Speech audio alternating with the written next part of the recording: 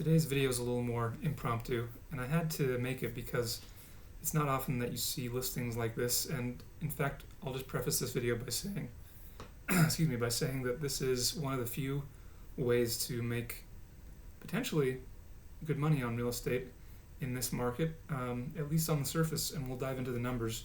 But I had to show you this. I have two houses pulled up. One is more expensive, and the other is less expensive, at least on the surface. And we'll dive into the numbers on my handy dandy spreadsheet to see which one is actually going to be less or more expensive and which one's going to build the best long-term wealth. So we'll just dive right in. This first house is $445,000, 3-bed, 2.5 bath, 2,200 square feet. We'll go through some of the pictures here really quickly. This is beautiful Lehigh, Utah, and a stunner of a home. Kitchen's a little smaller than I would like, but, well, maybe than my wife would like. That's more kitchen than I know what to do with. Bathroom, great finishes, pool house, clubhouse, great. HOA of 105. Okay, and then the other house, and this is the one that's a little unusual, but 560 for a single family home. It's a little bit older, but some good open space. Living area is 2-storied, and kitchen a little bigger. Nice bedrooms. You can tell countertops are a little older. They've tried to make some upgrades to it, which is nice. And they have certainly showed off the yard, which is a pro or a con depending on if you like to mow grass, which is not my favorite thing to do. But why is this one 560? Usually it's because single family homes are not attached to other structures, but or they're a little bit bigger, or they have land that they can call their own. But this one has an assumable loan at 2.25% interest rate. Wow, that is pretty crazy. And a 30-month HOA fee. So let's take some of these numbers and just plug them into the spreadsheet. I'll pull this off the screen again and reference it. All right. So let's create a two little spreadsheets, one to show the townhome, the other to show the single family home. Remember, the townhome was $445,000 was asking price. Today's interest rates are 6.78%. And that was a down payment. 6.78% interest rate. Let's say we're putting down 20%. Okay. HOA fee 105. Monthly insurance, let's call it 50. Annual taxes 2,500. Monthly repairs, let's just leave those out for now. Let's do the same thing on the single family. Oh, and then let's say that the loan type is going to be conventional on both. And then we have great credit score.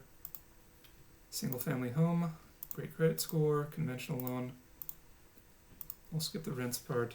House price, 560, if you recall.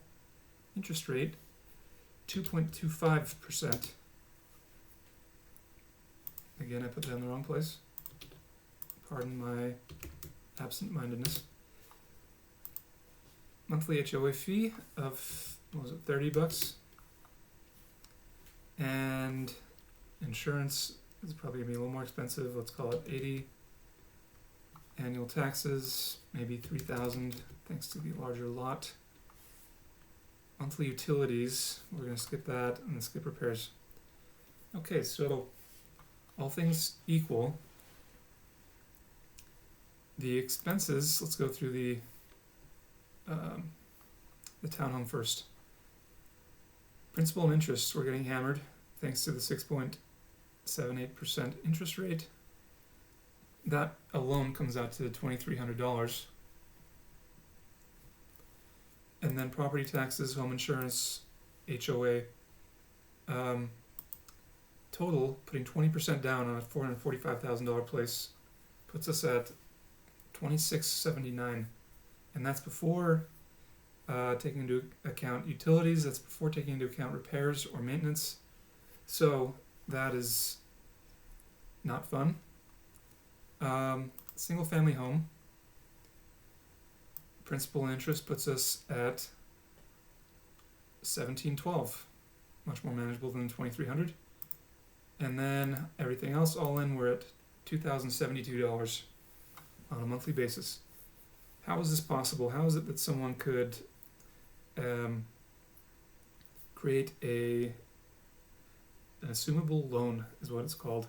Well, they're pretty rare, but if you look in the mortgage agreement, you can see if a loan is assumable.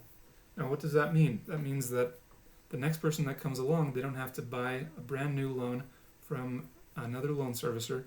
It means that they can just assume your loan if they qualify. That means that they adopt, one, your interest rate, but two, they have to adopt your same loan amount. So what does that mean? Well, the fact that they bought it, or the fact that they have a 2.25% interest rate, tells me one of two things. One, it's probably a 15-year mortgage, but let's assume it's a 30-year mortgage just for simplicity's sake. Let's assume that they bought it probably 3 or 4 years ago, which is probably going to have to be the case, and let's say they put 5% down. Chances are their loan amount might be around $450,000. If they put 5% down, maybe it cost around $475 3 or 4 years ago, and now they're trying to sell it for $560. Good for them. So we built into our spreadsheet the assumption that they have 20% equity. That means that we are assuming the $450,000 loan, or $448,000. So that means we have to come up with the down payment amount of $112,000 in order to pay this seller off and assume their loan. Sounds pretty good, right? Well, also not so fast, because guess who's not incentivized to actually go through and put their best effort into getting transferring the loan over from the previous or current owner to the next owner's name? Well, the mortgage companies, because guess what? They would make a lot more money if the seller sold to someone that did not qualify to take over their loan. 6.78% is greater than 2.25%. We'll just leave it at that. So mortgage people might be dragging their feet. They might. It means they probably don't get as much commission from assumable loans. So these loans might take 6 to 8 to 9 months to complete. So if the seller has that kind of time, which it seems like they might if they're starting with this, then that's great. If you, the buyer, has the time, even better. That also means that this house, priced at $560,000, is probably, if it were priced at competitive interest rates, would probably be closer to, I don't even want to say a price, but definitely not $560,000. In fact, based on the other comparable property that we just looked at, that one was going for $445,000.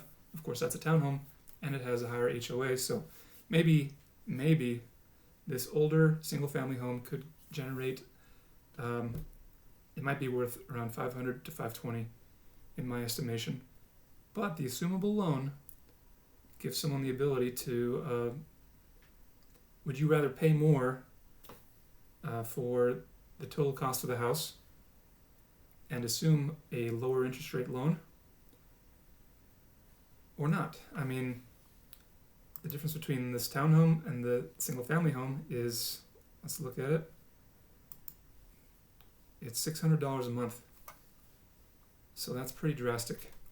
So yeah, you're paying the owners of the single-family home to be able to assume that lower interest rate loan and probably pay a little less over the lifetime of the of the property. So just out of curiosity, I like to look down here and see, all right, based on all these factors, currently the principal pay down for the townhome, assuming we put down 20%, which is $89,000, is going to be $356,000 over the course of the 30 years of the loan. The price appreciation, or what the $445,000 townhome is going to appreciate by over the course of the next 30 years at a 4% appreciation rate, which is average, is going to be about $1 million.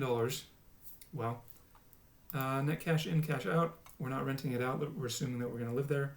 So in 30 years, this house is going to be worth $1.35 million, which is quite a bit of money. Then again, if you think about it, 30 years ago, the house that I'm living in now cost around $70,000, and I just bought it 4 years ago for $350,000. So that was a 5x right there, and here we're looking at $445 to $1,400, which is basically a 3x. So maybe on the low side. You never know. Single family home, let's look at the same thing. We're going to pay down $448,000 of principal over the 30 years.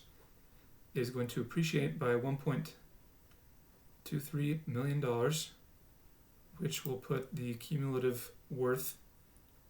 Then again, that is assuming that it is worth $560 today, which it probably is not worth $560. But assuming it is, it would be worth $1.7 million within 30 years. If it is only worth about $520,000, but we're paying $560 just for the opportunity to pay a lower interest rate, then it's still, it's worth 1.58, which is still better than the townhome at 1.35. So there's a little comparison analysis for you. This spreadsheet is a lifesaver because when you're comparing these types of deals, it's not really an apples to apples comparison. And so you think, oh my gosh, is 560 a good deal, especially if I'm getting a lower interest rate, or is 445 a good deal if even if the interest rate is a little higher, the price is pretty low? Well, this spreadsheet helps to make it an apples to apples comparison, and I really like it. So let me know what you think. Let me know if you have any questions or ideas for comparisons that you would like to see made, and I'll be happy to probably oblige. Anyway, thanks for joining. Have a great day.